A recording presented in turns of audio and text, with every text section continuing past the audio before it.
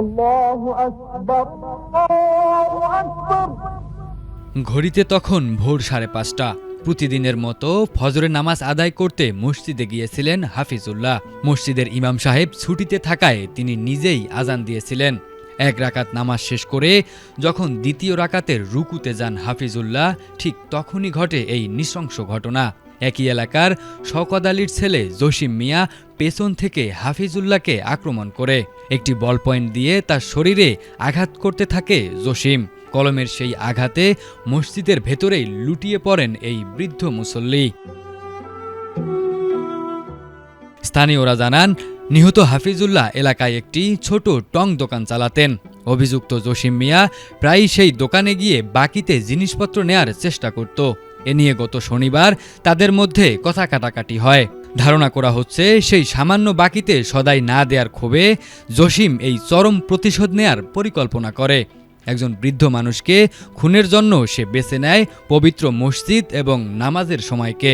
শওকত আলীর বুলাইয়া আমার বাইরে আসতাম মসজিদ গড়াইয়া মাইরা লাইছে, এ সাত পূজা গাওয়াই আমার বাইরে মাইরা লাইছে মসজিদ, আমার বাইরে নমাজ পড়াইতে হয়, আমার বাইরে মসজিদ নমাজ পড়াই লাইছে রে, ও ভাই আমার বাইরে নমাজ পড়াইতে লাইছে রে, ওই শওকত আলীর বুলাইতে আমার বাইরে মারি লাইছে রে।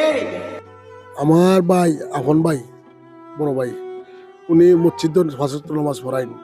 এখন নামাজ পড়াইতে যাইয়া ফজরের সময় 5টার দিকে বেটায় 2 রাকাত নামাজ পড়াইছে, 1 রাকাত নামাজ পড়ছে। 1 রাকাতের মাঝে গিয়া ওই সন্ত্রাসী যাইয়া তারা হামলা করিয়া নিহত করছে। ঘটনার সময় হাফিজুল্লাহর সাথে থাকা অন্য মুসল্লিদের চিৎকারে স্থানীয়রা ছুটে আসেন। তারা ঘাতক জসিম মিয়াকে আটকে রেখে পুলিশে খবর দেন। খবর পেয়ে শ্রীমঙ্গল থানা পুলিশ দ্রুত ঘটনাস্থলে পৌঁছে ঘাতককে আটক করে এবং নিহতের মরদেহ ময়নাতদন্তের জন্য মর্গে পাঠায়। শ্রীমঙ্গল থানার ভারপ্রাপ্ত কর্মকর্তা জহিরুল ইসলাম মুন্না জানিয়েছেন, তারা ইতোমধ্যে অভিযুক্তকে আটক করেছেন এবং মামলার প্রক্রিয়া চলছে। এই পশ্চিম লয়ারকুল কুমিল্লা পাড়া গ্রামেরই একজন বাসিন্দা হাফিজুল্লাহ, ওনার বয়স 80 বছর। লয়ারকুল জামে মসজিদে উনি একজন নিয়মিত মুসল্লি।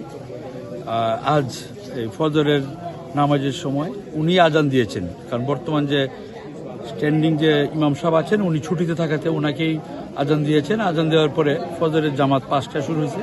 উনি আরেকজন সহ বাহার মিয়া সহ এই দুজনেই ফজরের নামাজ পড়তেছিলেন।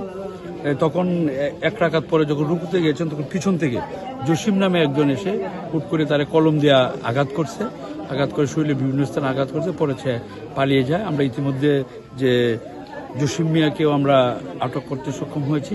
সেই সাথে এই হাফিজুল্লাহর মৃতদেহ আমরা সুরাতহাল করে এই মর্গে প্রেরণ করেছি পরবর্তী আইনগত ব্যবস্থা গ্রহণ করার জন্য। বাকির বিরোধে একজন বৃদ্ধ মানুষকে মসজিদের ভেতরে এভাবে হত্যা করা হবে তা ভাবতেই শিউরে উঠছে এলাকার মানুষ। মসজিদের পবিত্রতা রক্ষা এবং এমন নৃশংস খুনের দৃষ্টান্তমূলক শাস্তির দাবি জানিয়েছেন স্থানীয়রা। সাইফুল্লাহ আল হেলাল, এটিএন বাংলা।